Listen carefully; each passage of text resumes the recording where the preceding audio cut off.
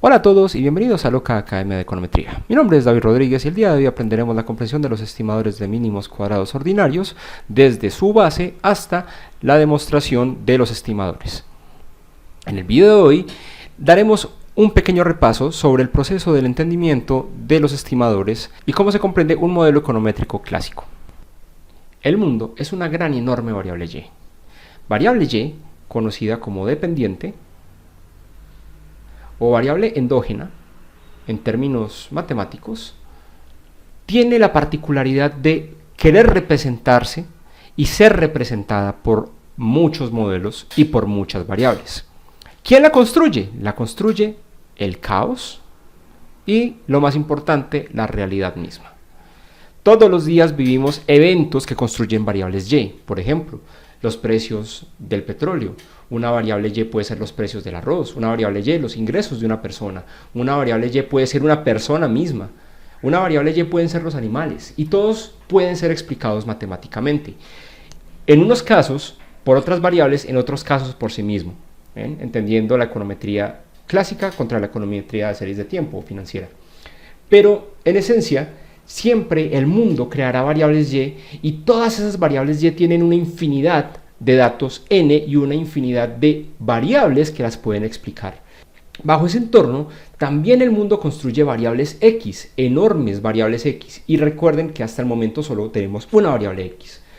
Hasta aquí, podríamos decir que un evento explica otro evento, que es lo que siempre hemos aprendido de las matemáticas clásicas. Un evento x explicando un evento y. La cuestión es que estas x, como también las vemos aquí, tienen la misma característica de las variables y.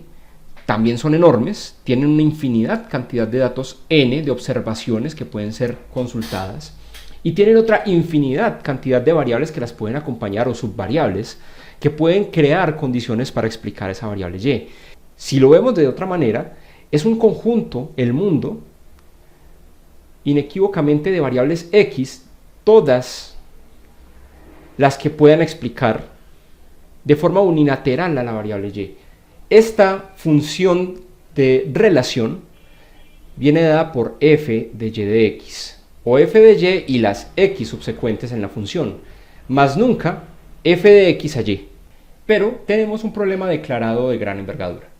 Primero, si queremos explicar una variable y, necesitamos a todas las variables x del mundo. ¿Se pueden conseguir? Esto es imposible, conseguir todas las variables x que puedan explicar un solo fenómeno. Adicional a ello, pues también tenemos la condición de necesitar todos los datos n del mundo. O sea, tenemos dos datos imposibles. Y una tercera que, si bien no es imposible, es muy difícil, pues todas las variables x y y tienen formas matemáticas definidas, las cuales deben ser correspondidas con su función, lo cual nos deja también una parálisis en el proceso de identificar esa relación entre x y y. Después de todo esto, una persona que quiera hacer una medición entre y x o muchas x, pues encontrará que esto genera un error. No se podría hacer.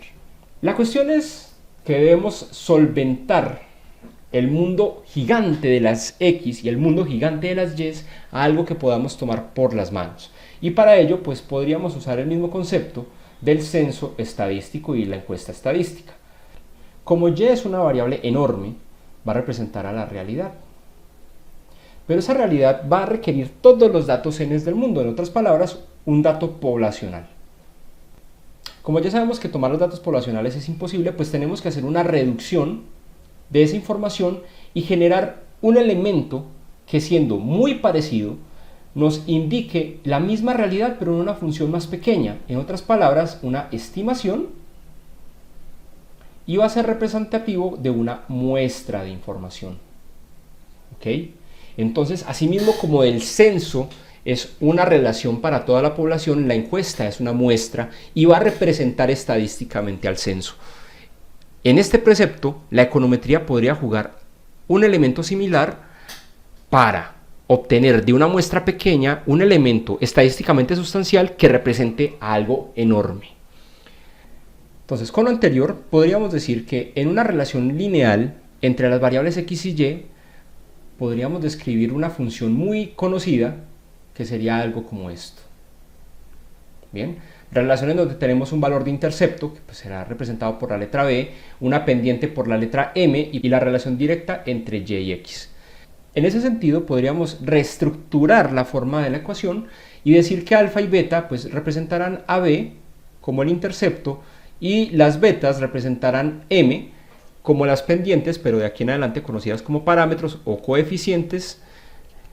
Se puede fijar entonces que para el elemento de la realidad pues tendríamos una forma tal que así, pero para el elemento de la muestra todas las condiciones tienen esta circunfleja que pues en términos econométricos se conocerán como estimados o valores de muestra de la función. Si se dan cuenta, las funciones son idénticas, simplemente cambia un poco el concepto. Entonces la intención final es demostrar que una y real puede ser equiparada con una y muestral. ¿Qué pasa entonces cuando mi modelo estimado no es igual a la realidad? Pues podríamos poner en este sentido un ejemplo claro entre esta y real que representará un jaguar y esta y estimada que representará un tico. Como tal, los dos son automóviles, pero yo quiero obtener un modelo que me muestre esta información y cuando ejecuto mi modelo obtengo este dato. En parte, la estimación es capaz de representar algo, un porcentaje de información, al jaguar. A fin de cuentas los dos son vehículos y a fin de cuentas tienen 4 ruedas y a fin de cuentas tienen un manubrio, un velocímetro, un pedal y una caja de cambios. Pero está justamente en esas variables pequeñas, en esas variables incógnitas, difíciles de captar, donde se encuentra la diferencia entre un tico de precios muy módicos ante un jaguar de precios muy altos. Cuando esto sucede, obviamente nunca va a tener una relación igual, o sea que en esencia esa relación esperada de Y contra la Y estimada no va a ocurrir. A esto lo vamos a conocer entonces como residual o error. Para este caso, epsilon sub i representará la población y e sub i representará la muestra. Lo que nos deja, primero, que tenga obviamente su variable endógena, que tenga sus variables exógenas o variables independientes, que tenga adicional esa representación matemática o esa relación entre un intercepto y las pendientes que relacionarán a X y Y obviamente el residual, esos elementos pequeños que hacen que del tico no lleguemos al jaguar. Fíjense en algo muy interesante, los dos son idénticos y aquí tenemos el residual. Claro, hay un residual estandarizado, un residual ideal, el cual debería ser 0, después veremos el concepto, pero aquí se asume como teórico, como algo que es necesario poner pero que ojalá nunca ocurra. En este caso sí lo estamos asumiendo, para que quede muy claro. E sub i es un elemento que sí se asume y que se puede calcular. Epsilon sub i es un elemento desconocido, el cual puede ocurrir pero que esperamos jamás ocurra. Aún así, el proceso siempre es claro. Yo tengo mi realidad y la debo comparar con mi estimación. Pero ahora también conociendo el valor de E sub i o los residuales, porque sé que en algún punto esta estimación nunca va a llegar a esto. Así pues, obtendremos que esta igualdad de la realidad puede ser explicada por los elementos de estimación completos. Y que obviamente si no hay una paridad concreta, encontraremos que los residuales nacen de la diferencia que hay entre la realidad, y la estimación, Y estimado sub i. En el siguiente video entonces podremos verificar cómo desde los residuales se pueden obtener los valores de los parámetros, esas relaciones matemáticas que deben ser perfectas para que los residuales no existan. Los invito entonces a revisar mis siguientes videos, no olviden suscribirse al canal y nos vemos en una próxima oportunidad.